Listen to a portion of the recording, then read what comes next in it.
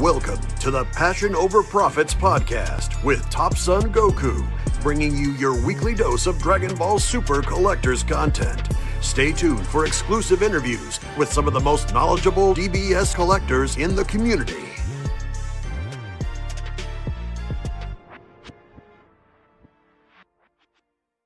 Welcome to the second episode of Passion Over Profits podcast. My name is Top Son Goku, and damn, I'm excited for this episode. I'm so excited. We have Null Collector today on the show, recording this after the interview. And I just want to start by saying that I'm sorry for the bad audio. It's just that when doing these types of interviews, apparently I cannot record with a microphone. So I had to record just barely with my phone. And the same goes for Null Collector. So bear with us. You do want to listen to it all. And yeah, let's just get straight to it. I'm just going to cut it right there, and we're going to start with the interview. Welcome to a new episode of Passion Over Profits podcast. My name is Top Son Goku, and today we have a very special guest, a good friend of mine. We have Null Collector. Null Collector has been in the community for a long time. He's been collecting DBS since day one, and something very, very special happened just this week, and we want to talk about this today. So let's get on with it. Null Collector, like I said, has been collecting DBS since day one, and his collection is just phenomenal. He is helping the community with just sharing his knowledge and showing us cards that we've never seen before. So Null, thank you for being here. No, thanks for having me, man. I've been collecting Dragon Ball Super cards since day one, but prior to that, I was lucky enough to be living in Japan in the late 80s when the old man took a job there. So, yeah, I was watching Dragon Ball over there in Japan. They got aired every Wednesday. I think it was around 7 p.m. And it was the Namek Saga. The first episode I actually saw was when Frieza took out Nail.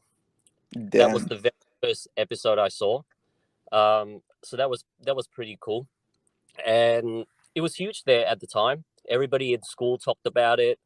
I went to an international school, so even the Americans and the Caucasians all talked about Dragon Ball, even though most of us couldn't understand anything because it was all in Japanese. There was no subtitles or anything like that, but just the action, the music, thing that was out of this world that none of us has ever seen before.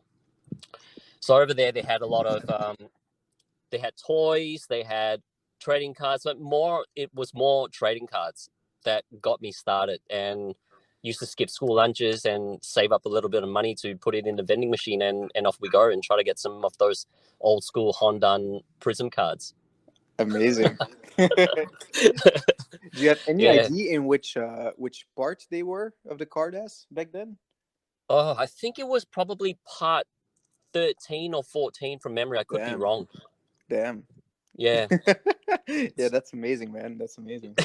I can imagine me as a kid watching DBZ. It was also very, very entertaining, very engaging again. Like you said, it's something that you've never seen before. But if even in, you've seen it in Japanese firsthand. It's amazing.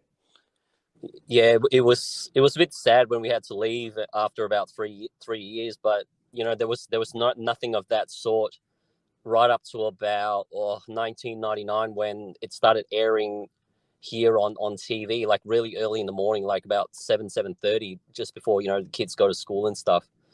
So at that time, God, how old was I? I was probably in my early 20s already by then. So I'm not young. Oh yeah, so your entire childhood, and then after that you left. Yeah, I I have a rough idea of your age, but obviously if you're in Japan as a kid in the 80s, yeah, you're not a 90s kid. Yeah, I'm over 40, so yeah, young, that's for sure. I think it's amazing because it's just like you have a different perspective. I'm pretty certain that we're all kind of 90s kids, and I think you can just bring something different to the table as a community member. So I think it's pretty cool.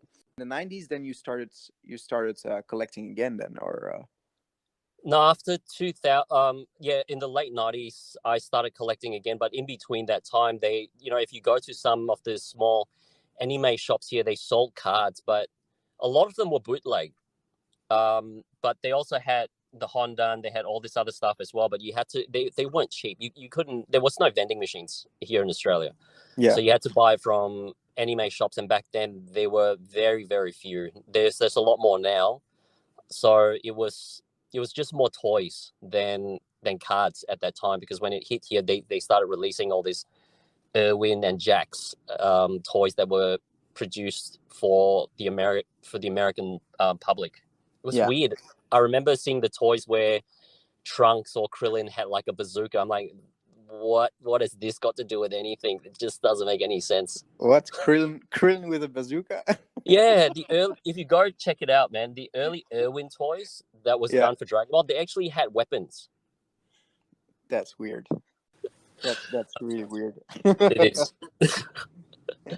Yeah, so going back, sorry, got sidetracked. So going back to collecting since day one, yeah. So I can't remember who told me. Somebody told me, I think it was a friend of mine, that Dragon Ball cards coming out. I'm like, yeah, whatever. It might be Score again or something of that type. And I wasn't keen, but look, it was on Facebook, so I had a look at it. I'm thinking, okay, this looks really interesting.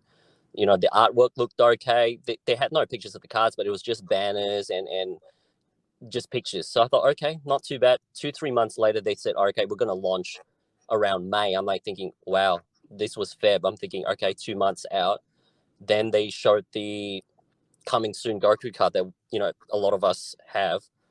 And yeah, I had to call a few shops to find out if they actually were going to take it. And lucky enough for me, the card shop near me had it. So yeah, I was there on that Saturday, early, 2 hours early. There was no one there. I thought there would be people, but guess not.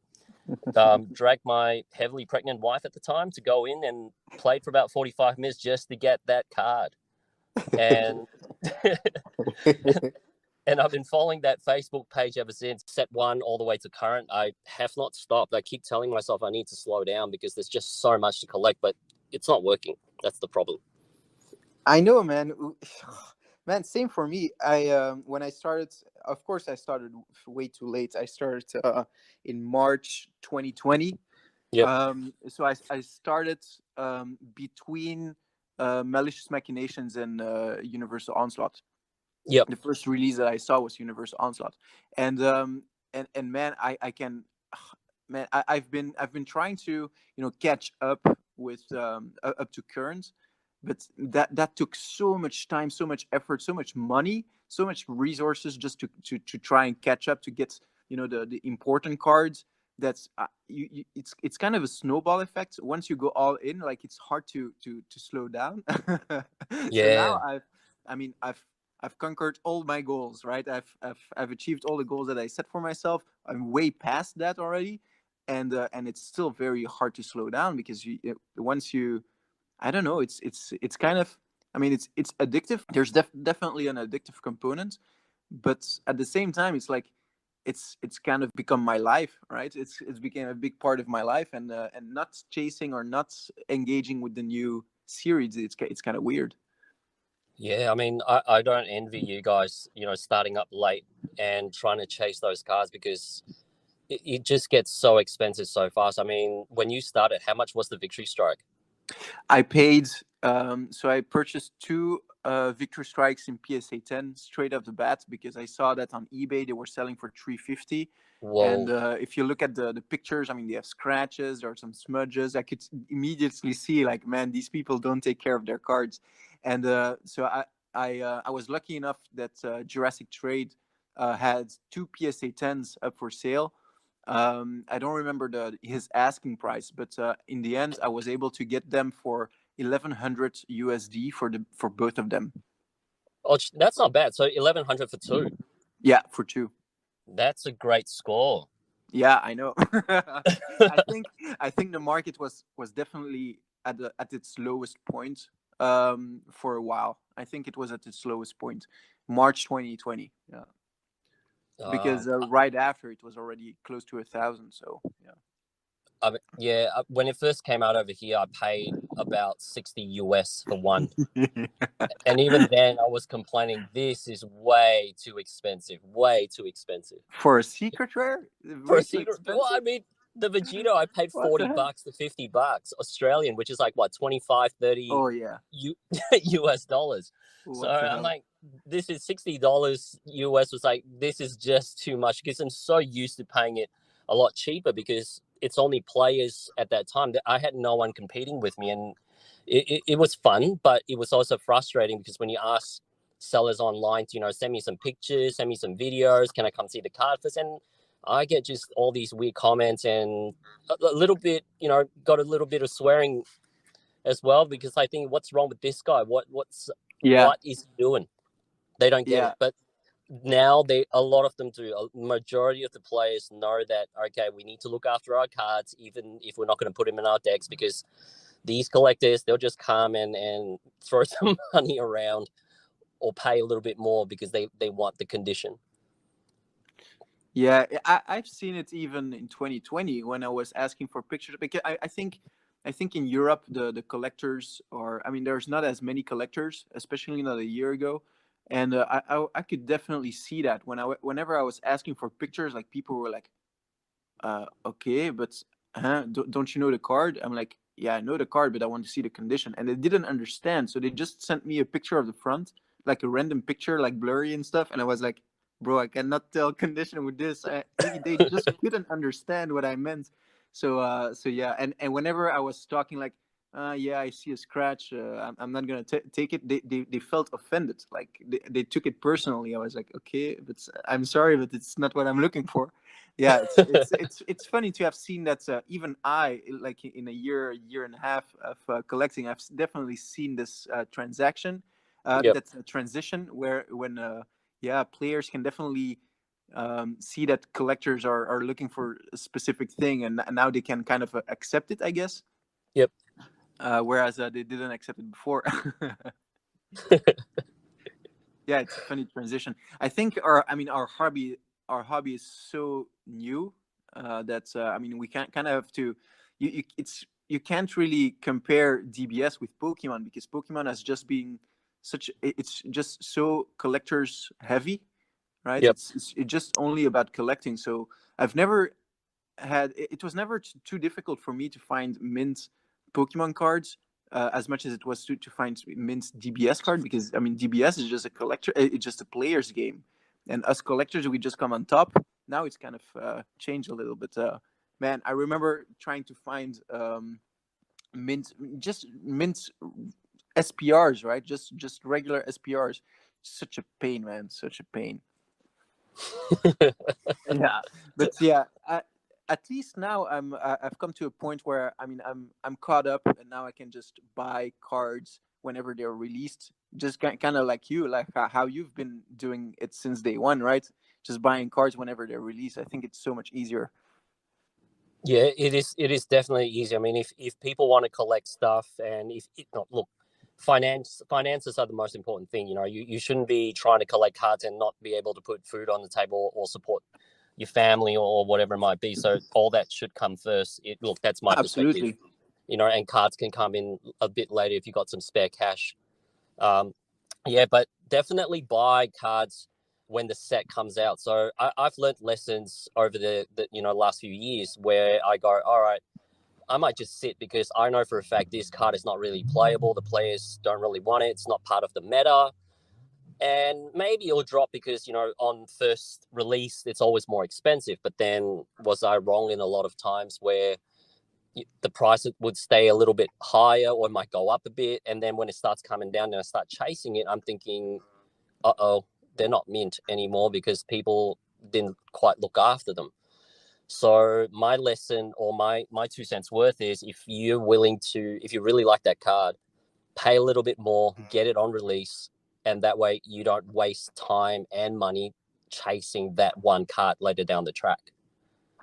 Yeah, I mean, you've told me that a while ago, and I can definitely appreciate this advice, because I've seen with Universal Onslaught, I was like also like Apex of Power was really high straight off the bat, but it went down a little bit after 2-3 weeks, right? And trying to get that Apex of Power was way more difficult than I expected, because I Yeah. mean this card, looking back, this card is printed exceptionally well.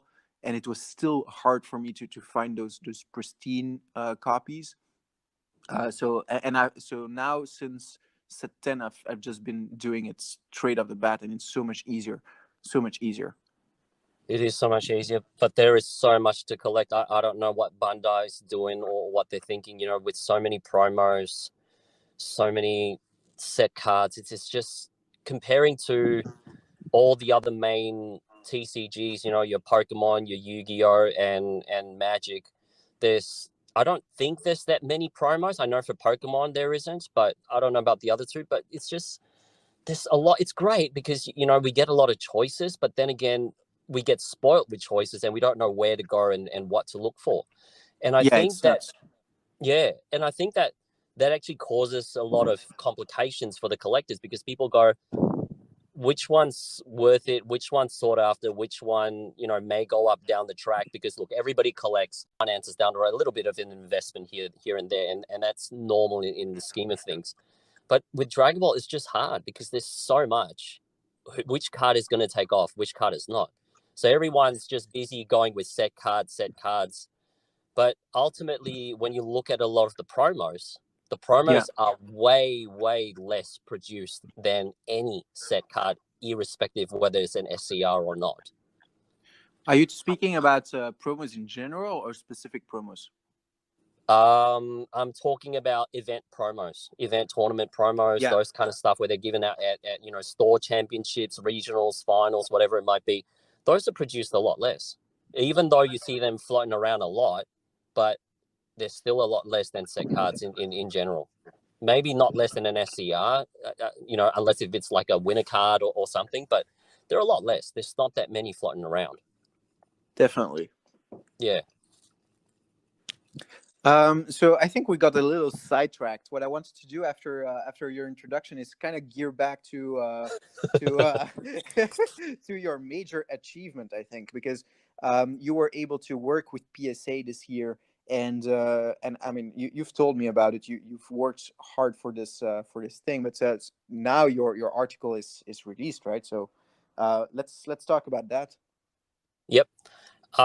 So. It was a long battle to try and sort of convince PSA to let me write something about it.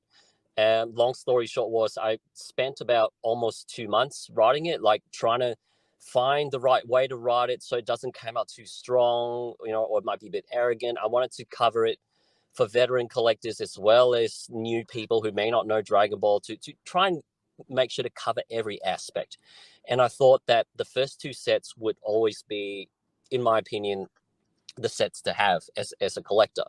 The first article came out was 2020 last year, and it was covering Tournament of Power. I know it's a great set. Yeah, you got the VS with the Victory Strike, and you got the 4 signature cards, which a lot of TCGs don't do. But when the information in that magazine mentioned there were only 500 sets, approximately, I nearly lost it when I read it, because I know for a fact that, let alone in Australia, there will probably be over 300-400 cases minimum, because I myself saw about 30 cases open, so there would be no chance the whole world would only have 500. Yeah, for sure. Yeah, and I thought about it. I said, okay, maybe you need to set it straight and let people know that there's not going to be, there is a lot more than 500. I don't know, maybe 2,000 to 5,000 cases of those. Might be maybe more. We'll never know. Bandai will never tell us. And I thought, go back and start from afresh. And because the words alpha was used back then by the author, I'm not going to use that. So I went with OG, and I wanted to call it Original Gangster, but PSA said no. They said no, we are not putting that on the magazine. We are just going to call it Original. I'm like, all right, fine. There was a lot of back and forth. Oh God. I kind of like that. Yeah, I thought it was funny. I knew it was American. I thought it was kind of funny and it would be interesting. But they were like straight up. They just went bang. I got a reply within like 2 days. No way we're putting that on our magazine. I'm like thinking, okay, you can call it whatever you like then. Yeah. So the reason I covered those 2 sets from a collector standpoint, it's mainly because if you look at it, Pokemon Yu-Gi-Oh, Magic the Gathering, all the top cards that are worth a lot of money these days all came from the first set. Your Black Lotus, your Charizard first edition, even your base Charizard Unlimited, it's still, the most expensive card for the Unlimited for pretty much Wizards of the Coast. If you obviously, if you take away all the really ultra rare ones, right? And Yeah. what people fail to understand and know from a collector standpoint is when Galactic Battle came out, it was the only set for people and players to build decks with. There was no promo cards at the time. Promo cards didn't show up until Union Force. So people and mainly players would just have that one set to build their decks, which means a lot of those cards would have been used and damaged and whatnot. And from a collector standpoint, they'll be really low. If you look at the PSA pop, and I had a look at it last night, the Goku, God Break Goku, there's I think about 55, 56 graded, and about 30 something in PSA 10 around there. I'm not exactly sure. And the other three, the Freezer, the Broly, and the Hit, there's under 30 or 40 of them graded. Yeah, definitely Yeah. under 30. Yeah. And then you got Union Force coming out with the first Vegito, and it was hard to actually write in the article because I wanted to emphasize on why they picked Vegito, and it's because of that Union Force. You had that Zamasu saga, and that was the first time we actually saw Vegito Blue. Yes. And and that card was doing that final Kamehameha move. So I thought it was a great card to actually put. Goku Vegeta in one. It's not the Apex; it's a different form, and just the art, the foil on it's just so clean. Nowadays, a lot of the SCR's got a lot of background, got a lot. It's just very heavy in terms of background and foiling, and it just sort of takes the eye appeal, in my opinion, away from the character. I think so too. Yeah, and a lot of people who actually have the card will probably know that when they take it out of a pack, there may be a lot of the time factory flaws, scuff marks on the gold, or even tiny faint marks on the back of the card. So that card was to me is the number one card. That's just for me. Yeah, for me too. I think I of course, whenever I was reading that article of last year, I was like, why talk about Tournament of Power? I don't understand it. And for me, as being a new collector to the game, I just couldn't understand it because, again, like you say, for other collectibles, it's always the first set. That's that's so sought after, right? But Yep. For DBS, I was like, I guess DBS is different then. I guess DBS is different than other TCGs because the first two sets or three sets are kind of left out apparently. I just couldn't understand it. And whenever you go on eBay and you search for the first three sets, they were so cheap, man. They were dirt cheap. You were looking for a Tournament of Power box back then, and it was already like $400. But whenever you were looking for the first three sets, they were like $40, $35. They were ridiculously cheap, and I just couldn't understand it. But whenever I look at that SSB Vegito, man, I had to have it. I had to have it. Even like $40, I had to have it. I bought like 5 or 6 copies straight away because it was just like phenomenal, man. And once you have it in hands, you're like, damn, that texture, and it's so well made. It's so beautiful. Of course, yeah, the condition was trash, but man, that's SSB Vegito. It's just phenomenal. For me, it's still my number one SCR as well. Yeah, it is mine as well. And there is one thing though. I mean, when I wrote the article, there was a section that I actually wrote that got pulled literally 3 hours before it went to print, and because there was a lot of back and forth, and especially during the last week, is this okay? We're going to change a little bit here. Your wording's not quite good there. We're going to tweak a little bit. So not everything, the context of it is written by me.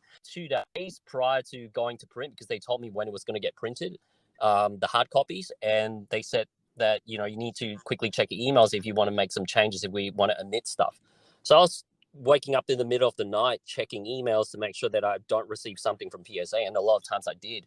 And the part that they took out was I actually wrote about a comparison with the Vegito and the Awakened Power. So my comparison was which one, not to say which one's better, but in terms of rarity, which one's rarer. They both won a case. Yeah, one maybe a little bit more limited than the other ones. Maybe not. None of us really know. But look, there without a doubt, there's more Union Force boxes out there than Tournament Power. Let's be fair. But if you look at the pop report, that doesn't lie. There's about 70, 80 graded now, or maybe more. I don't know, but I know there's about maybe 70 PSA 10s. In order to get a 10, I think it's about a 40 or 39%. So that's low for Dragon Ball. That's definitely low. For DBS, that's super low.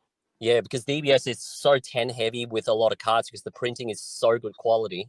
But when you look at the Victory Strike, it's there's 400 graded now. There's about 300 plus, or maybe low to mid 300 plus graded 10s, and I think it's 320. It's 320. There you go. Yeah. But I know the Vegito it's under 80. When I last checked it, like a few days ago, it's under 80. Yeah. And if you're a collector and you look at it, you go, okay, this one's got a lot of 10s. That means there's a lot on the market.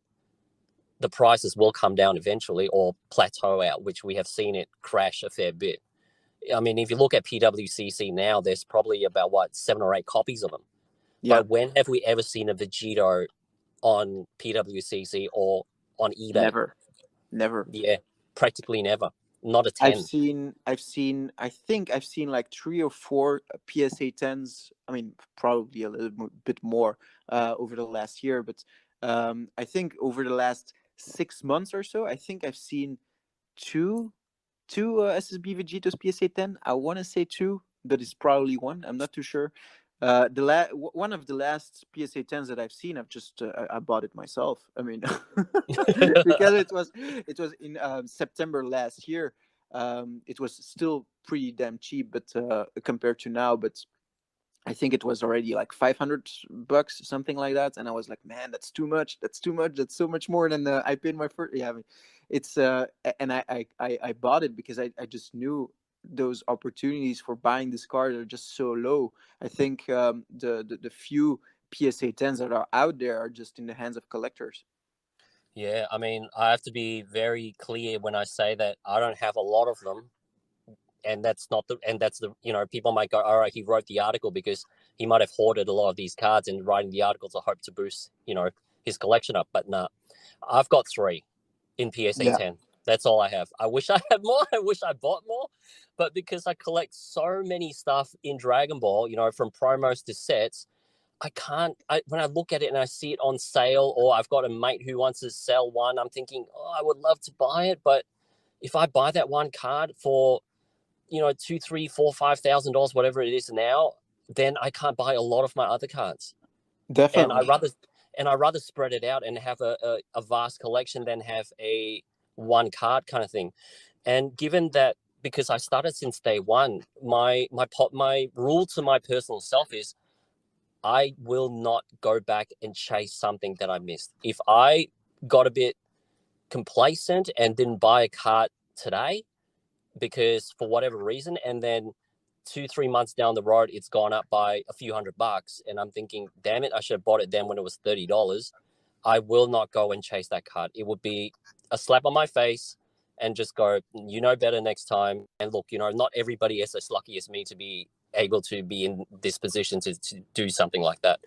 But that's something I tell myself.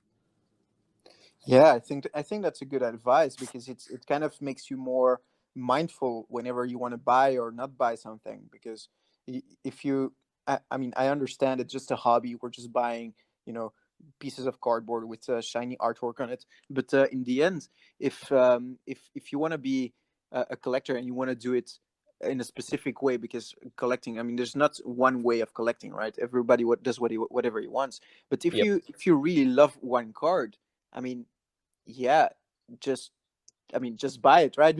if you really love a card, then don't sleep on it, because it is, I mean, the hobby is what it is. I think if you wait 6 months, it's gonna be so much harder to find. It's gonna be probably more expensive, and the condition is going to be trash. So be mindful with your purchases, and don't be in a position where, man, I if only I didn't buy all this crap, I could have bought this card. And Yeah. man, if only I bought this card, and right. So I think we just need to be more mindful with our decisions in general, because I found myself in a weird position as well, where a couple of months back I was kind of like, okay, now I've achieved most of my goals. Now I can relax more, and I went after cheaper promos, which is amazing because I mean there's a ton of great artwork in there. But most of those promos again are like released like a year ago, and as they are so cheap, people put them in their binders with no sleeves, whatever. So Yep. I ended up having to buy like 20, 30, 40 copies of these cards. And Wow. admittedly, they're like, $2-3. So it's not that crazy. But after 35 copies, I still haven't found a PSA 10 candidate. And I'm like, okay, I'll have to stop with this card because I mean, right now I'm over $100 because I mean, of course, you need to count shipping costs as well, right? So, Yep. it just like every decision has an impact, right? There's a how should I say it? Yeah, there's a decision cost, right? If Yes. you buy one card, you probably can't afford another card. So we need to be more mindful. Now you got me curious. Which card is this that you were looking for that you should buy 35 copies of? I mean, obviously whenever I bought it, it was like it was let me give a little bit of an introduction, because whenever I bought it, it was like, okay, whatever, it's $2, let's just buy five and hopefully I can add two to the grading pile, right? Yep. And it's and at some points I just added it to the cart, like kind of as a habit. Like, oh, there are three more, so let's just add it, let's just add it. And it's just only after uh, acquiring all these copies that I started counting them. Right? So it was Source of Power Sangoku. Send Uh, me a picture. If I've got a spare, I'll send yeah, you a spare. yeah. Actually, someone said the same, and Jem Min said the same, and now I've got one. I've Okay, got that's one now good. because I made the post. I made a post on Instagram, and I said like, yeah, I have like 35 copies still not in my grading pile. Oh well. And then he sent me one, so I'm fine. I've got one. But yeah, I'm looking back, I just should have like bought 10 sealed packs or something, and I would have gotten it. But yeah, lesson learned. That's for sure. We all have to learn from something somehow. Yeah.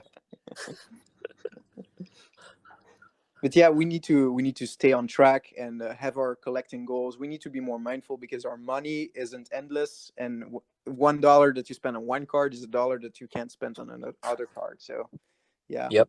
always have Exactly. cash on hand if suddenly there's like a card that you really really love, and you need to buy, because I do not want to be in a position. I mean, as in our community, we've been speculating ever since Assault of the Saiyans, like when is the next signature set gonna drop. Like if there's a signature Gogeta, I mean, man, I need it. Right? I cannot pass that, right? I need it. So I've always been like, yeah, kind of anxious, like, man, how much money do I need to save, as a DBS budget, right? How much money do I need to save if the signature set would be the next set, right? So I think we always need to have some money on hand to not have to burn through our savings or whatever to buy a card that you really not like. Because I mean, I think you are also very concerned with your responsibilities as a parent, as a father, as a husband. You cannot just go nuts and drop, let's say, $5,000 on a card out of nowhere, right? It needs to be No. somewhat planned, or it needs to be responsible, right? So we need to yeah, be more mindful, be more yeah, responsible as collectors, because I see it almost daily that I have people sending me like, yeah, like suddenly they have like 10 slabs up for sale, and I'm like, huh? Didn't you love this card? And like, yeah, but I kind of overspent the last 3-4 months, and I kind of have to do this. So yeah, it's man, collecting as a hobby is just so complex. It is. And where do you draw the line? Yeah, that's tough, man. It's tough. I before collecting DBS, I've never been as passionate about collecting. I mean, I collected Pokemon for 2 years prior to starting with DBS, and I was almost kind of free flowing it until I said like, okay, I want to complete this specific set and this specific grade, and then I went, and then I was kind of more structured, but still, man, I was. It wasn't really passion. It was just more like, yeah, a goal that I want to achieve. But now with DBS, I mean, there's just so much amazing stuff that I wanted. I want it all, and it's kind of it's very consuming. I think it's addictive and it's easy to go overboard. So yeah, drawing that line is kind of. I mean, it's a dynamic process. I think as a Yeah, it's collector. there's Um, definitely a lot to collect. I mean, over the next from now it's midway, almost towards the end of June, we've got a set or something coming out every month until that's November, which is set insane. 15. Yeah, it is just crazy. So I don't know what Bandai's thinking when they're doing this, but But it's just full on. it must be profitable for them to release Um, stuff every yes month. and no, actually, because I didn't know until recently because I'm working with not really working. I'm providing a bit of collector's advice with a new up and coming TCG called Final Redemption, and I was Yes. curious about how much do foil cards actually cost to print. Yeah. And when they told me that they thought about doing something similar with all the textured cards that Dragon Ball's doing, and when they told me how much it would cost, I nearly flipped. I'm like, are you for real? And they're like, look, if we print one set that's like Dragon Ball, we will go under even before we start. That's how expensive it is. That's And insane. yeah, so after having a chat with them, I actually spoke to a mate of mine who works in Bandai. I said, is it really expensive? He goes, I don't know. I don't work in that department. I have no idea. But we do have factories that print stuff, so we don't. It's sort of like it's their own factory that they print cards from. They use the same factories that they print the heroes from in Yeah. Japan. And he said that he goes, look, they're never cheap, and because Bandai is so big, they don't. It's not just Dragon Ball. Pretty much, if you've ever been to Japan, every night from about 6 o'clock to about 10:30, 11, 12 p.m., maybe a bit across 2 or 3 channels, it's just anime. Channel after channel is just anime after Yeah. anime. And every ad break, about 80% are all Bandai. They own it. They Damn. own everything over there. Like, merchandise, clothing, cards. They're a monster. And what I heard that they do is, they may take a little bit more money from one part and put it into another part to sort of off balance it. And the reason why they do that is overall they're trying to gain international, not reputation, but international recognition of that particular anime, which I would assume Dragon Ball would be one of those because it's one of those Definitely. international ones.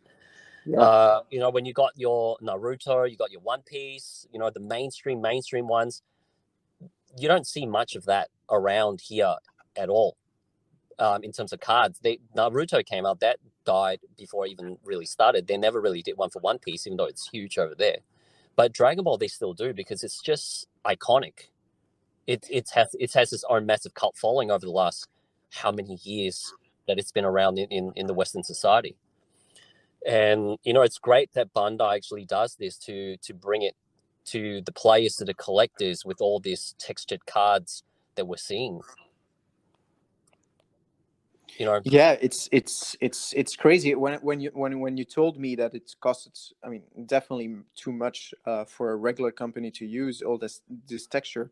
It's really how should I say it?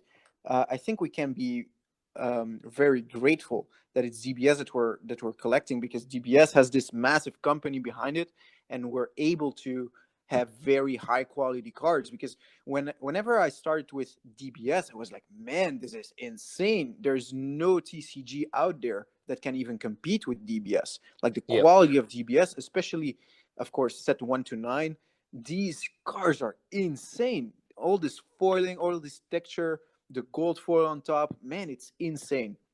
There's no TCG that comes even close. But if you tell me that, yeah, Final Redemption, if we do texture, we're gonna we're gonna go under even before we start, then okay, then it's just, yeah, it brings more perspective. I understand now why that is. Yeah, I mean, even Pokemon, they don't do it, and Pokemon makes so much money. They don't do texture.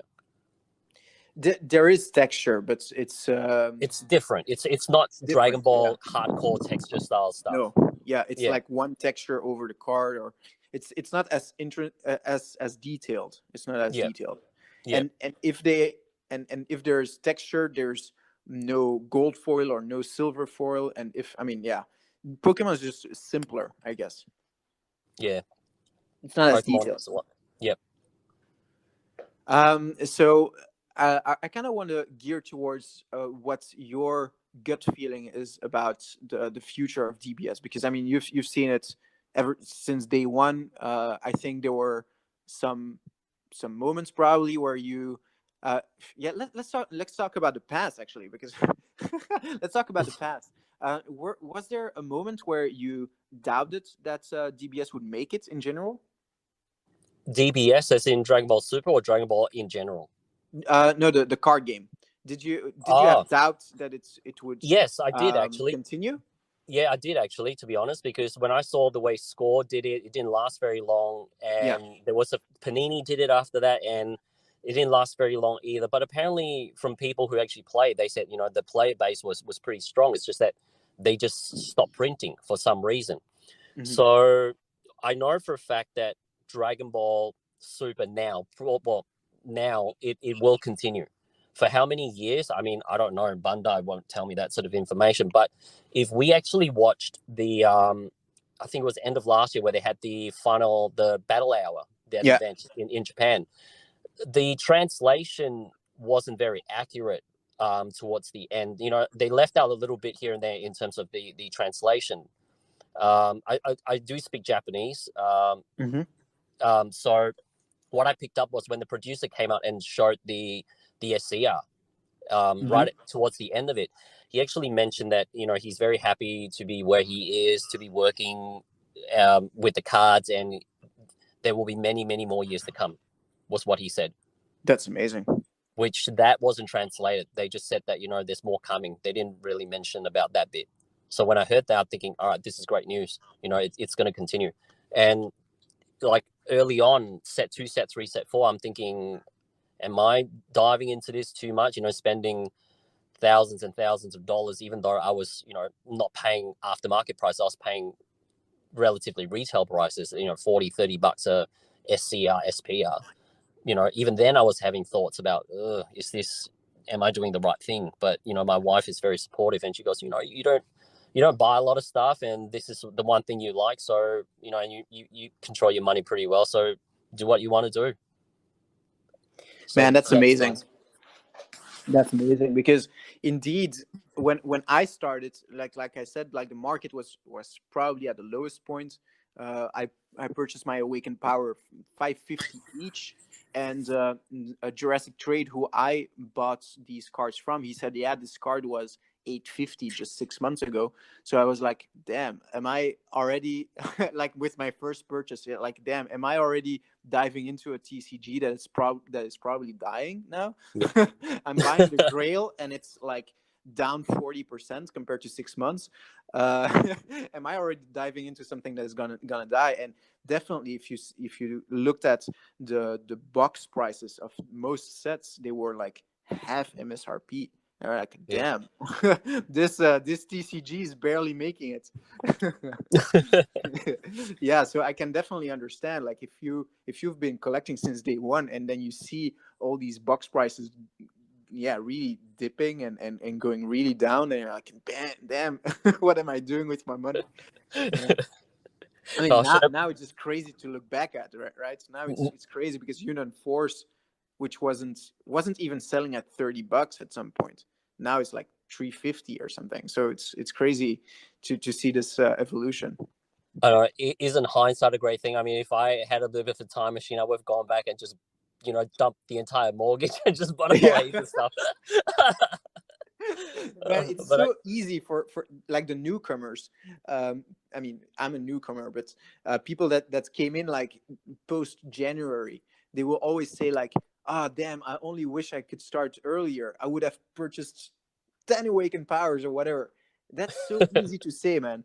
That's so easy to say, because it there's is. always that doubt, like, what's gonna happen in the future? What am I doing with my money? Am I being irrational, or am I being, yeah, stupid with throwing my money at a piece of cardboard? That is it even worth it?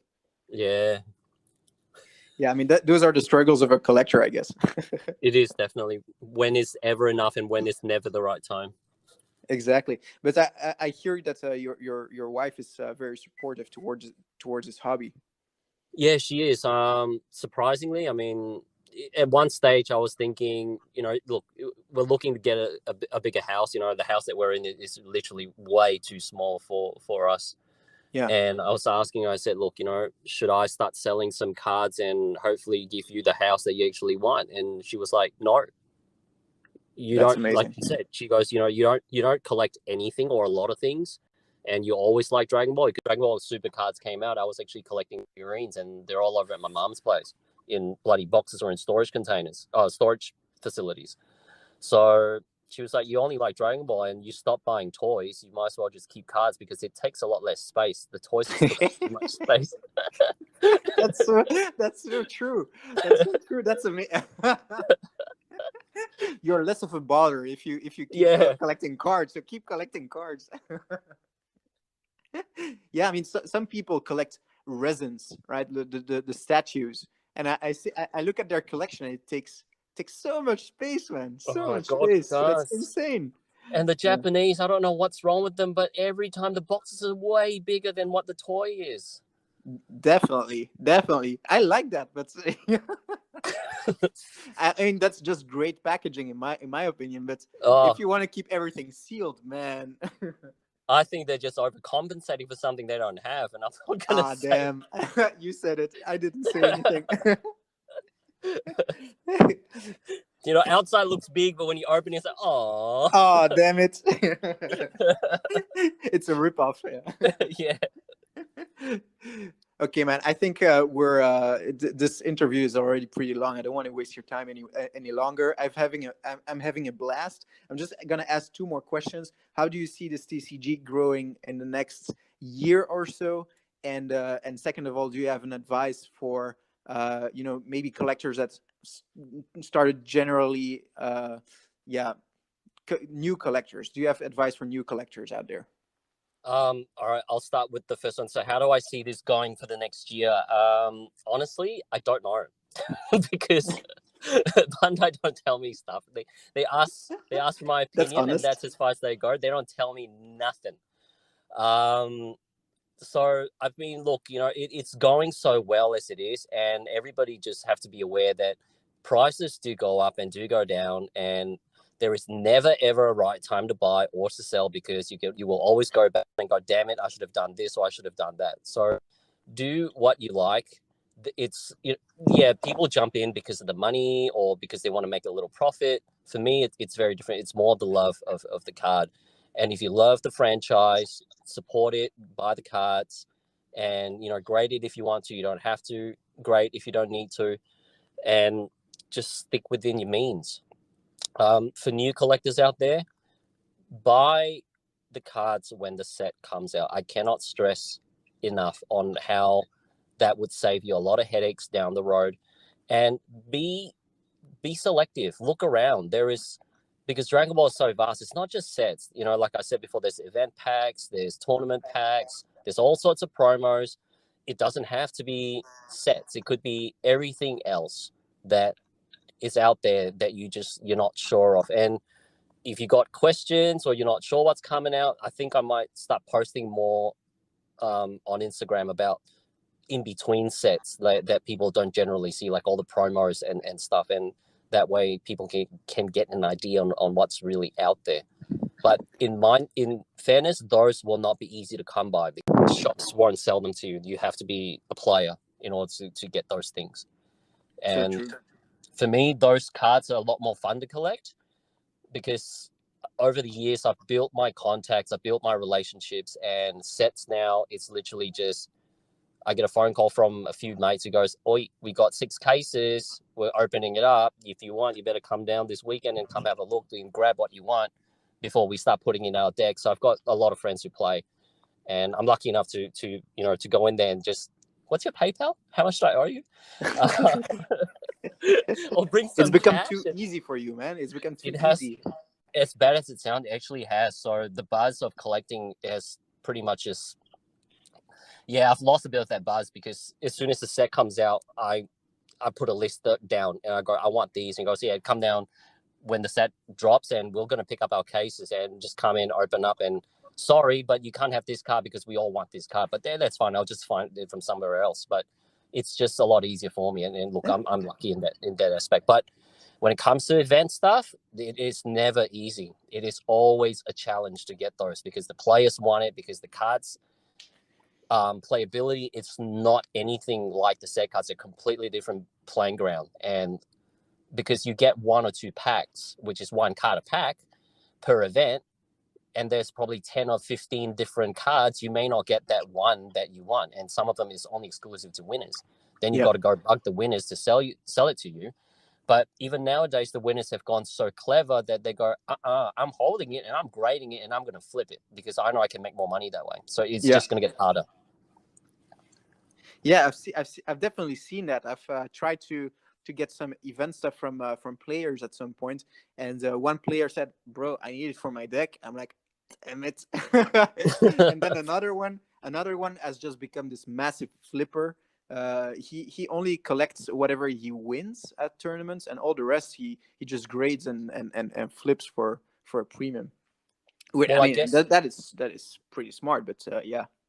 It is smart. I mean, the players got to look after themselves as well. I mean, they can't just be dumping massive money and then end up not getting anything back. You can always hold a trophy card that you won, but you got to be able to fund your hobby or your passion somehow. Definitely, and that is actually something that I'm gonna start doing as well. And I think I heard you saying that as well. Is that my hobby has just become a bit more expensive than I would have wanted it to be. So I need to get over myself and just start, trying to fund my own hobby. So trying to sell cards that are duplicates or whatever, because now I'm just hoarding everything, but it's just so not sustainable.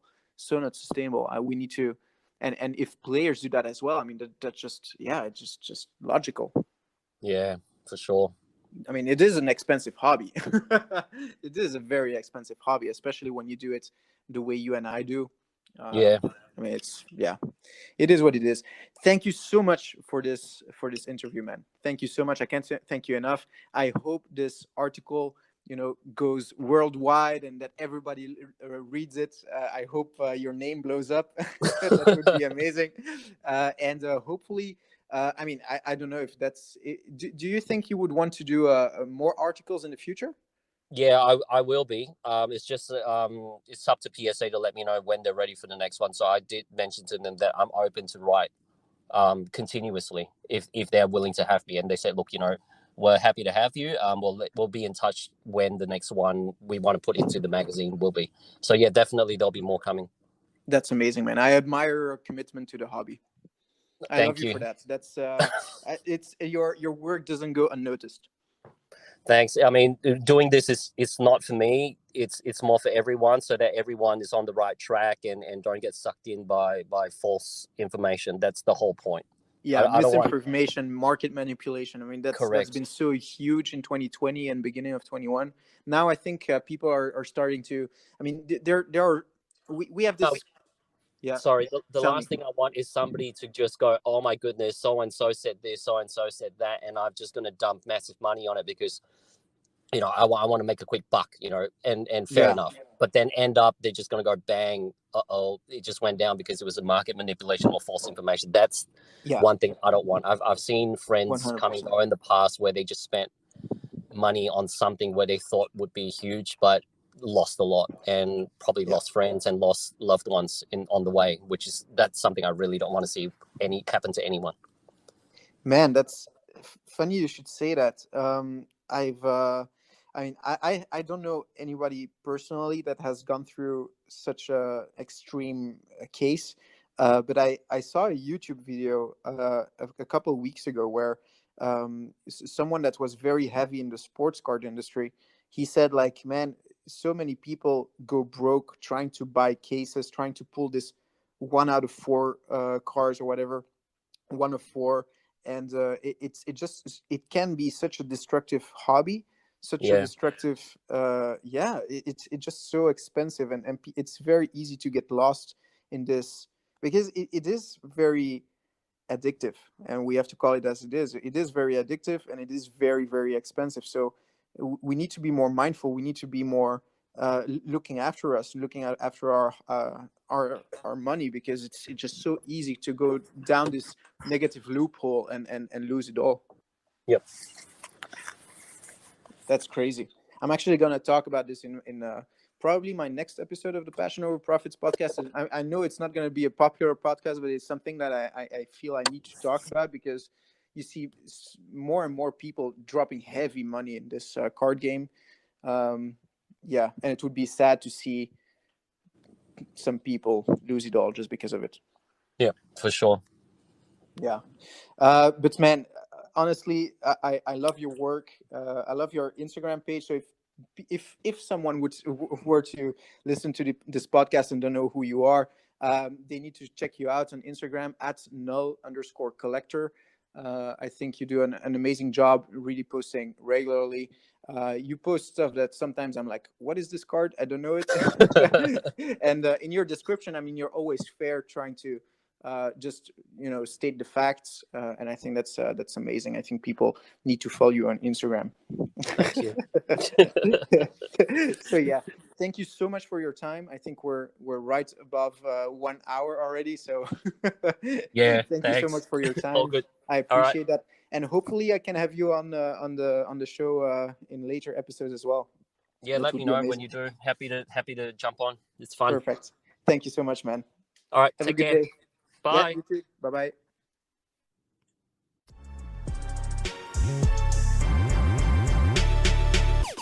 Thank you for listening to the Passion Over Profits podcast. Please subscribe and stay tuned for more DBS Collectors content. Interested in which guest we're having next week? Find out in the next episode of Dragon Ball's Passion Over Profits. Yes, Passion Over Profits.